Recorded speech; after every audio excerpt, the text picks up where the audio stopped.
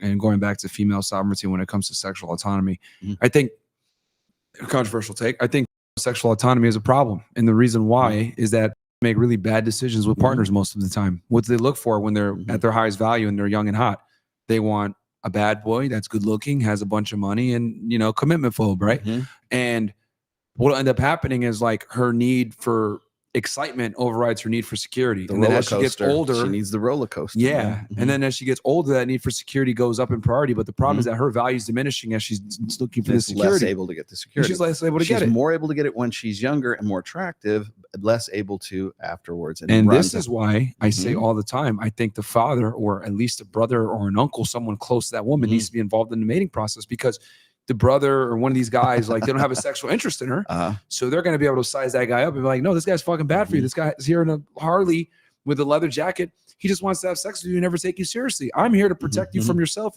Sure, you don't make bad I decisions. don't want you to lose value, because if you lose value and you're not able to find a mate, I'm still responsible for you, right? The dad, that's why women never left the house. Like, the dad knew, like, if I don't marry her off, I'm going to be responsible for her. So if I have to keep giving her resources, right, and paying for this, well, I'm going to have a stake in who the hell she marries and who she gets involved with. And, like, you know, and then you can't finesse another dude, because the guy's going to ask the real questions. Hey, what do you do for work? What are your plans? Are you in school right now? You know, they're going to ask the real questions, whereas like girls are going to like kind of, what do you do? And then they get fooled. Yeah, when I was, funny you should say fooled. When I was doing the research work for my fourth book, Religion, I had to talk to a lot of people of different varieties of religions, right? I talked to Muslims, I talked to Christians, I talked to Jews, I talked to Hindus, I talked to Sikhs. A lot of the men in Islam, they are line up exactly with what you're talking about. Yeah. And that's why I said, I understand the want for it, because if you have an older man who understands the nature of men in general, like, for instance, like I think it was Abu American. He was telling me that he has sons and he has daughters. He says, I don't want my sons to be with ugly bitches. I'm going to find them, good looking women that I think that I would want in my family. Like, he's making a family decision.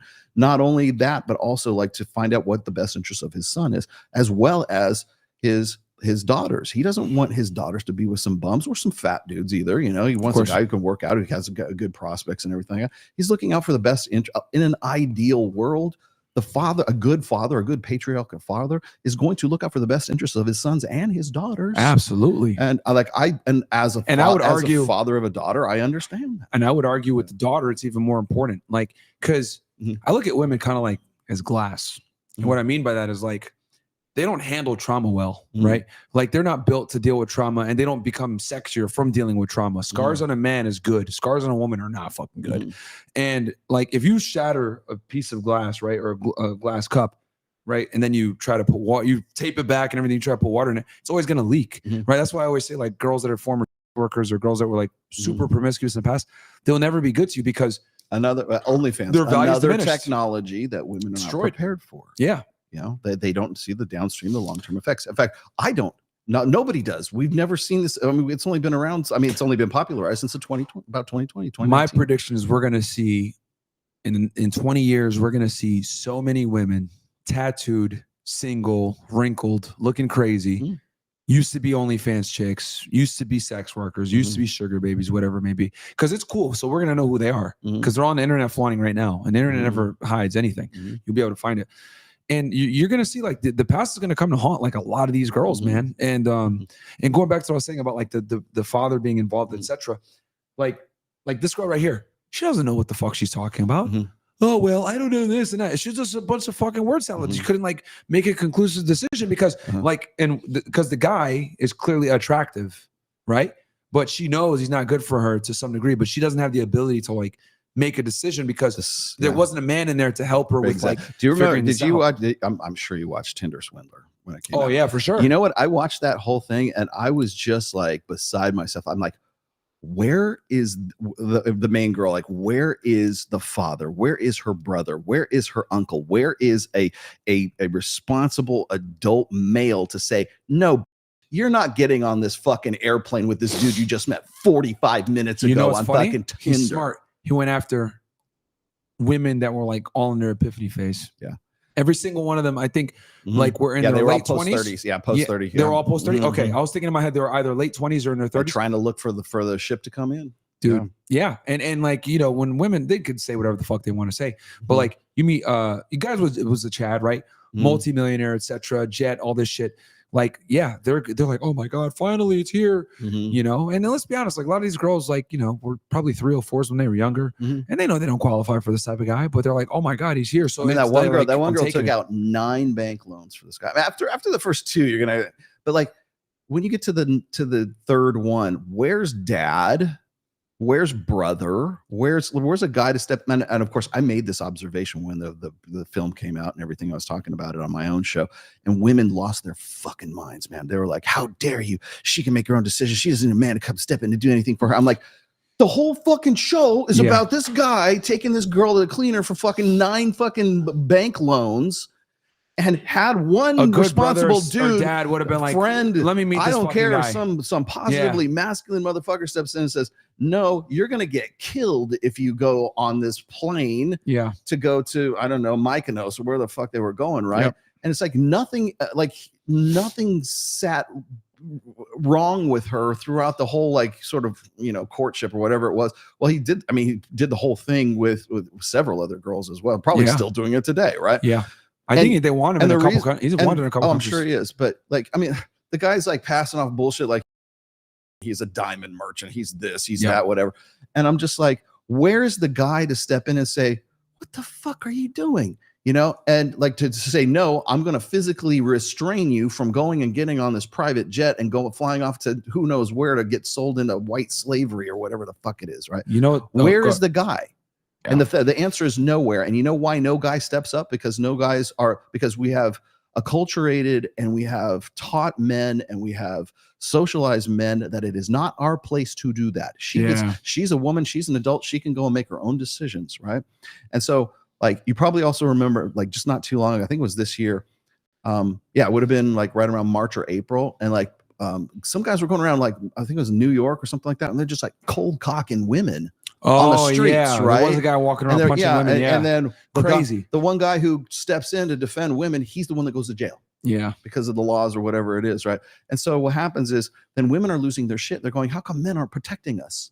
We're the protectors. And so if a guy such as myself or you or anybody else says women need men to watch out for them, to protect them. You know what the snarky comeback is? Protect them from who? Yeah. Other men. Like, yeah. You're 100% fucking right. Yeah. Protect them from other men, because if you don't, and then of course I'm the asshole and I go, protect you from yourselves. That too. Because you're gonna live too. You're gonna have this cognitive dissonance between I don't need no man to protect me, and oh my God, people are running around New York cold cocking, random women, and it's men's fault for not being masculine machismo men to come out and defend us. Oh, here's one, and he went to jail for a result of it. And so it's this, like I said, this cascade effect leads to a lot of problems, man. And exactly, and all because of this sort of like hubris and this idea that, well, it doesn't matter, I can protect myself. No, you can't. Yeah. And when you can't, who do you go to? You go and say it's men's fault for not protecting you. And here's what sucks even more, right? Because I literally tweeted this and I said that this is a problem because this girl has a massive amount of influence. People actually tune into this stupid podcast, right? This brainless fucking podcast where they talk about being. And to me, I look at it like, okay, so the chat listened to her voice, right? Mm-hmm. And they didn't see what she looked like. Put her on screen, they're like, yep, sounded like what she fucking looked like, right? Ridiculous. But women watch that instead of watching Candace Owens, right? Or they don't watch like these women who I would consider like are positive female role models. They'd rather watch this talk about, I like hooked up with him, but like I don't know, and all this other shit. Am I right? Am I right, girls? Am I right? Yeah. And it's like, and like all you're doing is like you're perpetuating female indecisiveness with very serious decisions. You know what I mean? Like you can go ahead and put yourself in a very precarious, dangerous situation where you end up the victim of sexual assault, or you regret the sex after the fact. And then like, now you're going ahead and making a bullshit Me Too accusation. No one believes you, whatever. So it's like, I think like, and the thing that's interesting is like, she will do this solo, no one else. She's just talking to the wind, right? or whoever's listening that she knows is going to listen to. Like that was a bunch of word salad, by the way. What is? But she made no points, and she has a podcast. Well, and the reason, isn't that scary? Her brain is in a kernel panic. Okay, she doesn't know which way to go with it, because if she goes one direction, it contradicts going the decisions that she made for the other direction, right? And so she's there sense. trying to sort this out for herself and wondering why she's in this precarious. And of course, it's all men's fault, right? But of course, the reason why she's having this is because she's trying to sort out cognitive dissonance for herself. Yeah, and there's one very simple cure for that. You listen to dad, you listen to your brother, you listen, like have somebody step in and make the decision for you. And maybe it sucks, but maybe they're trying to protect you from yourself, which is exactly what I said, to protect you from yourself. Yeah, absolutely. You know? And again, not because I'm trying to be a tyrant or I gotta have some iron control and I'm this manipulating control freak. It's like, no, I want the best for you. Yeah. Like, it's like, if I would say the same thing for my daughter. I would say the same thing for any, like my friends, my girlfriends, my girls that are on this show, girls that I know in general. It's like, I want to help you not because I'm trying to like get in your pants or anything. I don't want you to fucking have these consequences. That's why it's got to come from the dad or the brother. Cause it's a natural, I would argue like your brother, your dad, your uncle, if you're in a healthy family, grandfather, like, these are masculine figures that have zero sexual interest in you. So any advice they dispense is going to be 1000% to your actual benefit, not your fucking guy friend, not your girlfriend's boyfriend. Like, no, these guys actually give a fuck about you if you come from a healthy family. Exactly. And if you have, so like, for instance, there's this, because they're going to deal with the consequences. They got skin in the game. You've probably heard of like mate guarding as a mate guarding behaviors, right? That's when a man and woman, the guy's like, wants to keep his bitch in doesn't want her to go out on him or anything like that. Jealousy instinct. Okay. There's also paternal guarding.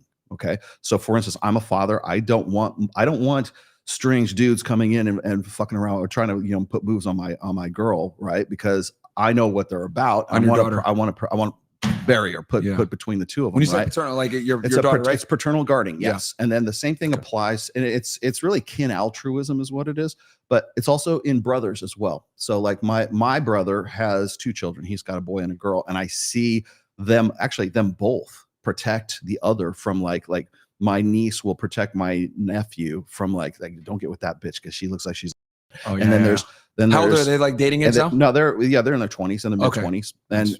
And then my nephew who is the sister, right, or the brother or the sister, will do the same thing. We'll say, hey, he would probably go kick someone's ass if he thought that was if there was some impropriety going on right there. Good. And so, it should be, and it's also an instinct. It's an evolved instinct. Okay, why is that? Because I don't want my daughter to have the baby of somebody else's baby, some other tribe's baby, some other clan's baby that I don't want to be associated with for the rest of my fucking life.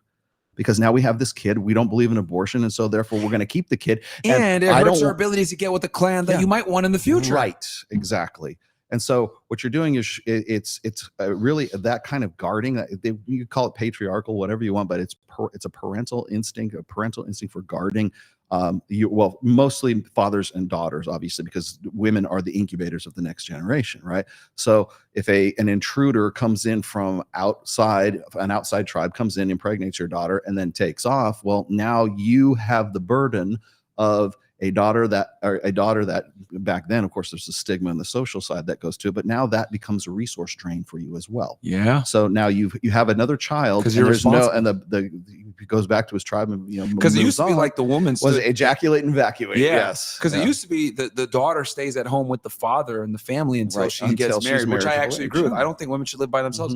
I think they should be living with their parents until they find a serious boyfriend. At the rate we're going in this country, that shouldn't be too much of a problem. Yeah. Like, I really don't think they should be living alone. Like a guy, you go out there, get beat up, whatever the fuck. Like, abuse is good. Trauma is good for men. Like, you need to fucking suffer. But as women, I think women shouldn't be suffering. They should never suffer. There'll be a million people who are going to watch this and they go, oh, that Myron and that Rollo, they're old fashioned. They're patriarchs. They're control freaks. They're manipulative. And it's like, it doesn't come from a motivation or an impulse for like wanting to control. It comes from wanting to protect, wanting the best Good point. for my family and my friends too, right? Because again, I don't want any of the girls that I know as sort of friends of the shows or something like that, if they're going through some bullshit like that I can help them avoid, I'm going to help them, because then I don't have to hear the bullshit, like, oh, I'm sorry, you fuck me again. I don't want to listen to that shit. I got shit to do, right? I like you, but don't make me fucking sort your shit out for you. Well, it would help if you just simply would just do what I fucking said in the first place, or at least take my advice to heart.